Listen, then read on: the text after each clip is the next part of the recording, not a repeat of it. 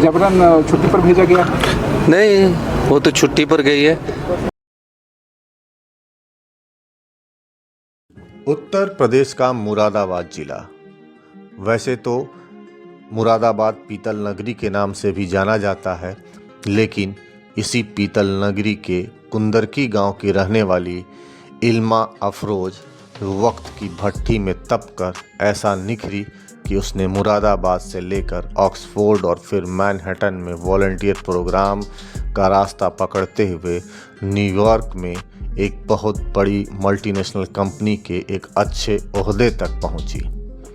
बाद में माँ और मिट्टी की पुकार ने इल्मा के स्वदेश वापसी की राह दिखाई और उसने वापस आकर देश की सबसे कठिन परीक्षा यूपीएससी को क्रैक कर 2018 बैच की आईपीएस अफसर बनी और उसे मिला हिमाचल प्रदेश कैडर। और आजकल ये आईपीएस अफसर सुर्खियों में है और अब तो इल्मा के नाम की एंट्री यूपी के विधानसभा उपचुनाव में भी हो रही है। ये पूरी कहानी जिस इल्मा अफरोज की है वो फिलहाल इस वक्त सरकार के कोपभाजन का शिकार होकर एक लंबे अवकाश पर अपने पैतृक गांव मुरादाबाद के कुंदरकी में है। ये पूरी कहानी जानने से पहले थोड़ा जान लीजिए कि कौन है इल्मा अफरोज। मुरादाबाद की रहने वाली इल्मा जब महज 14 साल की थी तो कैंसर ने उनके सर से उनके वालिद का साया छीन लिया। इस उम्र में उनकी मां ने इल्मा और उसके छोटे भाई, जिसकी उम्र उस वक्त महज 12 साल थी, उसे अपनी मेहनत कश करके उसे पाला, पोसा और पढ़ाया। इल्मा का अपनी मां के साथ ज़बरदस्त बॉन्डिंग है और जो कई बार सोशल मीडिया पर तस्वीरों के माध्यम से दिख भी जाती है। बहरहाल इल्मा ने अपनी मेहनत और लगन के दम पर मुरादाबाद से दिल्ली तक का सफ़र तय किया और वहां प्रतिष्ठित सेंट स्टीफन कॉलेज से स्नातक की पढ़ाई पूरी की। इसके बाद उसकी मेहनत से उसे स्कॉलरशिप मिला, जिसके दम पर इल्मा ने दिल्ली से ऑक्सफोर्ड का उड़ान तय किया और वहां से पढ़ाई पूरी की। फिर वहीं पर न्यूयॉर्क में उसे जॉब भी मिला एक बढ़िया मल्टीनेशनल कंपनी में। लेकिन बाद के दिनों में उसकी मां ने उसे वापस अपने देश लौटने के लिए प्रेरित किया। मां और मिट्टी की पुकार ने इल्मा को देश वापस ले आया और यहां आकर देश सेवा के जज्बे ने इल्मा को यूपीएससी की ओर अग्रसर किया और तैयारी करने के बाद अपने पहले प्रयास में इल्मा यूपीएससी क्रैक करके आईपीएस बन जाती हैं और उनको मिलता है हिमाचल प्रदेश कैडर। इल्मा अफरोज का तबादला होता है और उन्हें बताया जाता है हिमाचल प्रदेश के एक ज़िले बद्दी का एसपी। अब पूरा जो बवाल है वो यहीं से शुरू होता है। दरअसल इल्मा अफरोज अपने बेहतरीन पुलिसिंग से यहाँ पर लोगों का दिल जीता और इसी बीच उनका सामना होता है बद्दी में अवैध खनन माफियाओं से। इल्मा ने अवैध खनन के आरोप में कांग्रेस विधायक राम कुमार चौधरी की पत्नी का वाहन सीज कर दिया।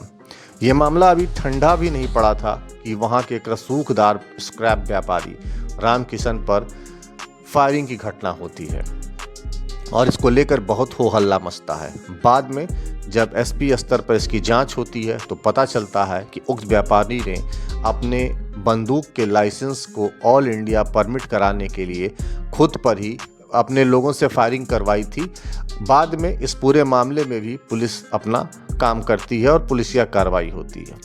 कहा जाता है कि सीधे सत्ता के अंदर खाने में यानी पावर कॉरिडोर में ज़बरदस्त दखल रहने वाले इन दोनों लोगों ने हिमाचल प्रदेश के सीएम सुखविंदर सिंह सुक्खू के यहाँ ज़बरदस्त पेशबंदी किया। बीते 13 नवंबर 2024 को शिमला में सीएम की मीटिंग में शामिल होने के लिए इल्मा अफरोज भी आई थी। कहा जाता है कि मीटिंग के अंदर का तापमान काफ़ी गर्म था और बाहर निकलने के बाद इल्मा के कुछ अधिकारियों से मुलाकात होती है और इसके बाद आनन फानन में इल्मा शिमला से अपने बद्दी इस पुलिस अधीक्षक आवास पर पहुंचती हैं। वहां पर उन्होंने अपना सामान समेटा और अपनी मां जो उनके साथ ही वहां रहती थी उनको लेकर आ पहुंची अपने पैतृक जनपद उत्तर प्रदेश के पीतल नगरी मुरादाबाद में। अब इसके बाद से ही पिछले 4-5 दिनों से ये पूरा मामला हेडलाइंस में है और अब तो बीजेपी ने इसको लेकर कांग्रेस पर हमला भी बोल दिया है। बीजेपी का कहना है कि मुसलमानों के हितैषी होने का दिखावा करने वाली कांग्रेस की ही सरकार में एक मुस्लिम महिला अधिकारी का उत्पीड़न हो रहा है। और इधर इस पूरे मामले पर जब हिमाचल प्रदेश में सुखविंदर सिंह सुक्खू, हिमाचल प्रदेश जो सीएम है, उनसे सवालात किए गए तो उन्होंने ऐसे किसी भी प्रकार की घटना से इनकार किया है। सोलन के बद्दी की एसपी हैं, काफ़ी चर्चा में है आजकल। सुना जा रहा है कि जबरन छुट्टी पर भेजा गया। नहीं, वो तो छुट्टी पर गई है, छुट्टी पर गई है। और पूछिए। वहाँ के सीपीएस पर भी आरोप लगे कि उन्होंने प्रताड़ित किया है कुछ इस। मुझे तो ऐसा नहीं, आपके पास कोई प्रूफ है तो बताइए। ऐसी खबरें आ रही हैं सर। Thank you.